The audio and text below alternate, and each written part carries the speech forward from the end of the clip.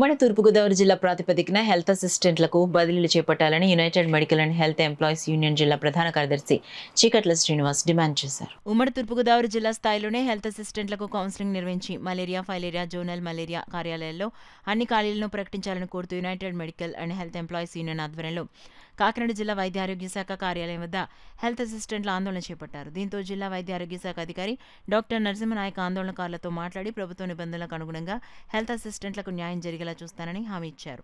ఈ సందర్భంగా యూనియన్ జిల్లా ప్రధాన కార్యదర్శి చీకట్ల శ్రీనివాస్ మాట్లాడుతూ ఉమ్మడి తూర్పుగోదావరి జిల్లా ప్రాతిపదికన హెల్త్ అసిస్టెంట్లకు బదిలీలు చేపట్టాలని కోరారు. ఉమ్మడి జిల్లాలో 1500 గ్రామ సచివాలయాలున్నాయని, 476 హెల్త్ అసిస్టెంట్లు ఉన్నారని పేర్కొన్నారు. కొత్త జిల్లాల ప్రాతిపదికన బదిలీలు చేపట్టడం వల్ల సిబ్బంది కొరతతో పని భారం పెరిగే ఉద్యోగులు అనేక ఇబ్బందులు పడే పరిస్థితి నెలకొంటుందని వాపోయారు. కొత్త జిల్లాల వారీగా బదిలీలు చేపట్టడం వల్ల ఒక్కొక్క హెల్త్ అసిస్టెంట్కు ఉమ్మడి జిల్లా ప్రాతిపదికన బదిలీలు చేపడితే ఒక్కొక్క హెల్త్ అసిస్టెంట్కు 4 నుండి 8 సచివాలయాల బాధ్యతలు వచ్చే అవకాశం ఉంటుందని ఆవేదన వ్యక్తం చేశారు. రాష్ట్రంలోని అన్ని జిల్లాల్లో ప్రభుత్వం జారీ చేసిన నిబంధనల ప్రకారం బదిలీలు చేపట్టాలని డిమాండ్ చేశారు. కార్యక్రమంలో అధిక సంఖ్యలో హెల్త్ అసిస్టెంట్లు తదితరులు పాల్గొన్నారు. మెరుగుపరిచే దిశగా commissioner of health and family welfare వారు ఒక ఆదేశాలు ఇచ్చి ఉన్నారు.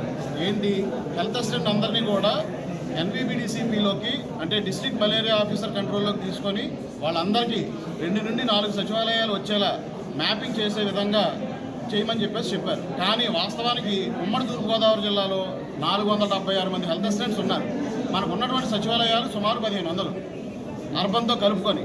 అలాగే డివైడ్ చేసుకున్నా కూడా 2 నుండి 4 సచివాలయాలు వస్తాయి. అలా కాకుండా జిల్లాలు విభజించారు కాబట్టి జిల్లా ప్రాతిపదికన చేయమని చెప్తా ఉన్నారు. ఉదాహరణకు ఇప్పుడు కోనసీమ జిల్లాలో 185 మంది హెల్త్ అసిస్టెంట్స్ ఉన్నారు. అక్కడ ఎక్సెస్ వస్తున్నాయి, ఎందుకంటే 2 నుంచి 3 ఇస్తున్నారు. అక్కడ కాకినాడ జిల్లాలో 170 మంది ఉన్నారు, ఇక్కడ 4 నుంచి 5 వస్తూ ఉన్నాయి.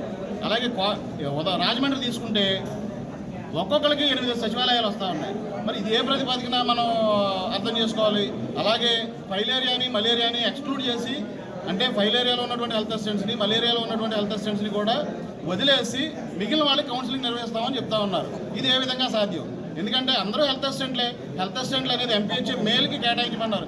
కాబట్టి ఖచ్చితంగా అన్ని ఖాళీలు అంటే ఫైలేరియా, మలేరియా, UPSCలు, అలాగే మ్యాపింగ్ చేసినటువంటి సచివాలయాలు అన్నీ కూడా వేకెన్సీస్ చూపించి ఖచ్చితంగా 476 మందిని కౌన్సిలింగ్ పిలిచి 2 నుండి 4 సచివాలయాలు వచ్చేలా చూడాలని మేము డిమాండ్ చేస్తా ఉన్నాం.